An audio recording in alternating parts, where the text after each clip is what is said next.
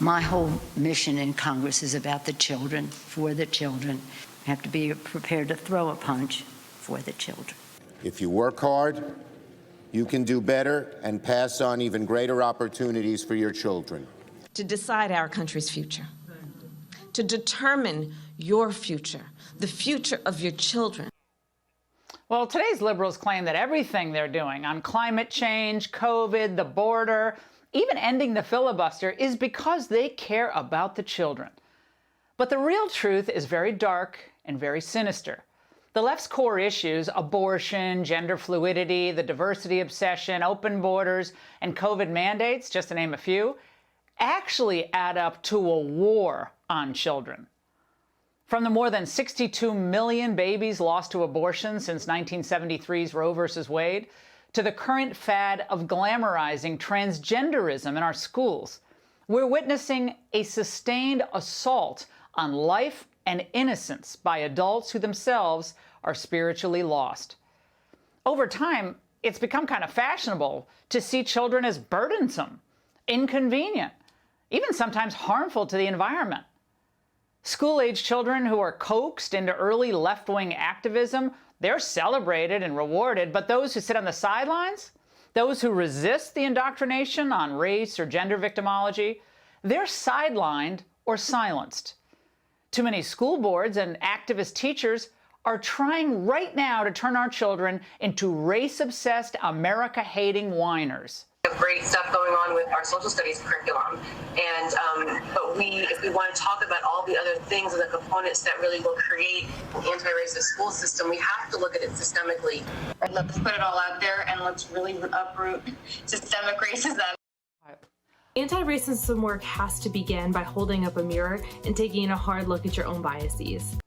The mirrors would be reflecting a sickening sight. A bunch of venal, virtue-signaling, know-nothing bureaucrats. The same overpaid officials who care so much about our kids that they're fine to see them shivering outside in frigid temperatures, eating their lunches for the lie of social distancing. These photos are infuriating.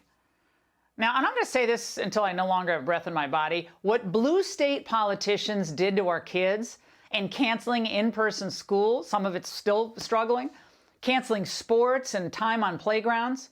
What they're still doing with mask and vax mandates is a crime against humanity. But of course, the dimwits in the media, oh, they go right along.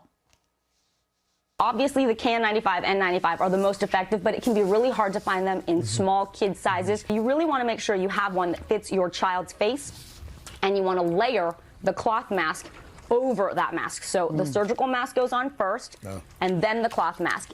Listen, you hear them nodding, grunting along. Well, Anthony Fauci and the public health robots that he's inspired see children as potential viral vectors. Certainly not innocent little children with robust immune systems.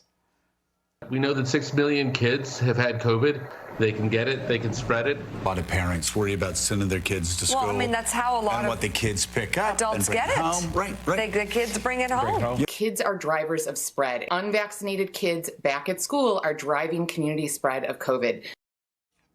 What horrible people. At many top colleges and universities, your kids are forced to submit to the COVID vaccine, even if they've gotten COVID in the past, or they'll lose their education.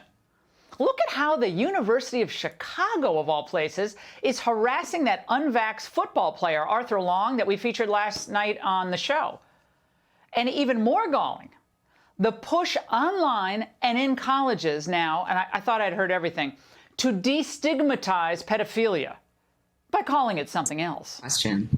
I use the term minor attracted person or MAP in the title and throughout the book for multiple reasons. It's less stigmatizing than other terms like pedophile. Using a term that communicates who someone is attracted to doesn't indicate anything about the morality of that attraction. Minor attracted persons, MAP. Now, you'll be relieved to know that that individual has been suspended. What? Suspended? Imagine if it simply reiterated the concerns about voter fraud that led to some of the people showing up on January 6th. He'd have been fired on the spot for those comments. This is so twisted. Now, of course, all of this is viciously anti-child. but part of a larger mindset that's been cultivated for decades now. Now, it's no secret that our culture has a selfishness problem. We all can be selfish, no doubt. And hedonism didn't begin in the 60s, but it certainly, ended up getting a big boost with the free love generation. Remember, it was all sex without consequences. That was one of the biggest lies ever told, especially to women. God was kicked to the curb in the schools, and the religiously minded became increasingly caricatured in film. Now, when I was a kid, there were a lot of families that had a lot of kids, and we all kind of figured it out. We helped each other out. We were neighbors. But at some point, big families were suddenly considered weird and selfish, fringe. But of course, the opposite is true. Children require sacrifice. Children are love. And as Mother Teresa said, they're our most precious treasures. Before I adopted my 3 kids, I focused way too much on myself. Frankly, I'm not that interesting. It wasn't good. Sadly, there are many who believe that children are just potential problems.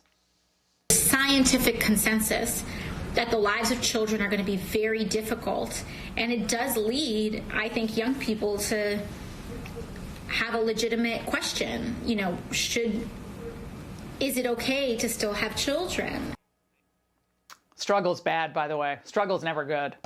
By the way, they're even taking pledges about this.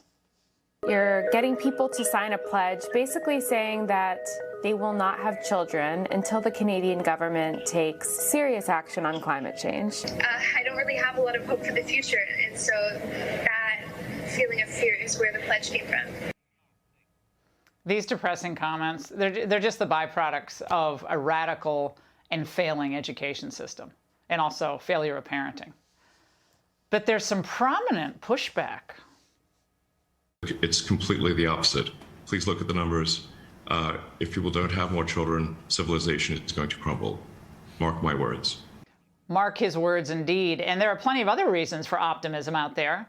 We've seen it at school board meetings across the country where parents are refusing to allow their children to be pandemic lab rats for indoctrination and experimentation. And we also see hope in the faces of the thousands of young people, including my 2 sons, who gathered today in Washington for the annual March for Life. It's not necessarily convenient or even fun to march in freezing, dreary Washington every year, but it is a powerful statement for the rights of the unborn. And it's a statement to a world that seems so comfortable with the act of discarding the children. And that's the angle. Hey, Sean Hannity here. Hey, click here to subscribe to Fox News YouTube page and catch our hottest interviews and most compelling analysis. You will not get it anywhere else.